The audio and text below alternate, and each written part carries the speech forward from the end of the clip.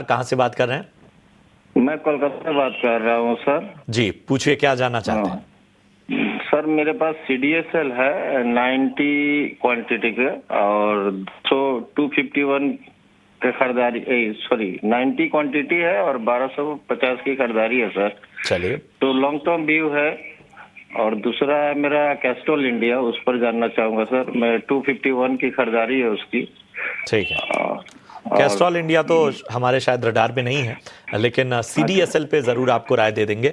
1250 जी के भाव पे ख़रीदारी आपने की हुई है, अच्छे लेवल पे ख़रीदारी की हुई है, लॉन्ग टर्म का हाँ जी। नज़रिया लेकर चल रहे हैं। तो अक्षय, CDSL इस वक्त अच्छे फ़ायदे में है यहाँ पे, लेकिन अभी भी कोई जल्दबाजी नहीं है। आपकी क्या राय बन रही है? तो देखिए, जल्दबाजी नहीं है तो होल्ड करके चल सकते हैं। CDSL का लॉन्गर टर्म चार्ट तो बहुत ही मजबूत है। बस आपको शॉर्ट और मीडियम टर्म में कुछ बहुत बढ़िया रिकवरी की मैं उम्मीद नहीं कर रहा हूँ, क्योंकि जो चार्ट स्ट्रक्चर है उसने 1800 का अहम रेजिस्टेंस टेस्ट करने के बाद हमने पिछले महीने काफी सेलिंग देखी, और शायद आगे चल के अगर बाजार सपोर्ट ना करा तो 1400 तक भी CDSL लोअर एंड बैंड तक हल्का सा करेक्शन और बना सकता है। 1400 पे मिलता है तो और एवरेज कर सकते हैं आप। कुल मिला के लॉन्गर टर्म अभी भी पॉजिटिव है, पर मिनिमम 1 ईयर प्लस के होल्डिंग से आपको चलना है। तो होल्ड करने की राय रहेगी CDSL में। लॉन्गर टर्म पॉजिटिव है, 1400 आपका सपोर्ट बनेगा और 2000 एक रेजिस्टेंस है। ये दो लेवल को आपको मन में रख के चलना है।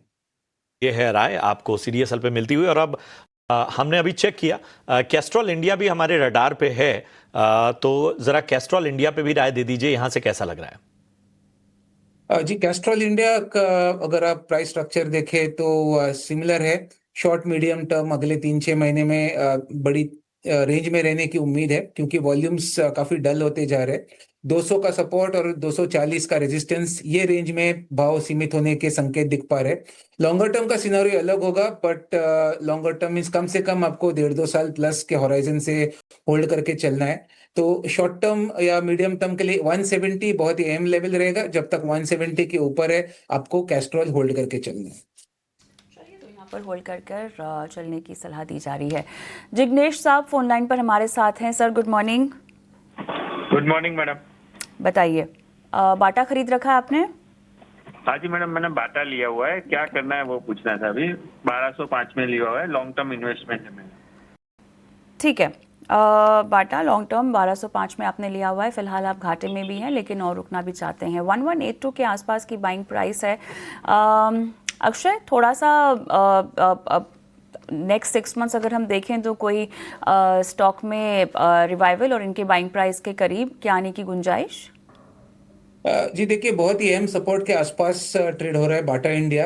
अगर आप मंथली चार्ट देखें तो मल्टीपल टाइम्स मैं कहूँगा गए 5-6 साल में 2020-21 से जब भी स्टॉक 1100 या 1200 के रेंज छुआ है, वहां से हमने अच्छी खासी रिकवरी पिछले 4-5 सालों में देखी है। तो बहुत ही इंपॉर्टेंट लेवल से हम जूझ रहे हैं। होल्ड कर पाता है कि नहीं, ये आने वाले दिनों में पता चलेगा। तो उम्मीद है कि सिमिलर प्राइस पैटर्न फॉलो कर जाएगा, पर कहीं ना कहीं ट्रेड को प्रोटेक्ट करना भी बहुत जरूरी होता है। तो उसके चलते मैं कहूंगा कि आपको 950 पोजिशनल व्यू है आपका, लॉन्गर टर्म है तो 950 ये मिनिमम आपको स्टॉप लॉस बना के चलना है।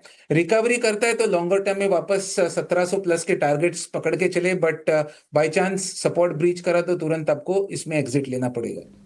चलिए, रणनीति बाटा इंडिया में। लेकिन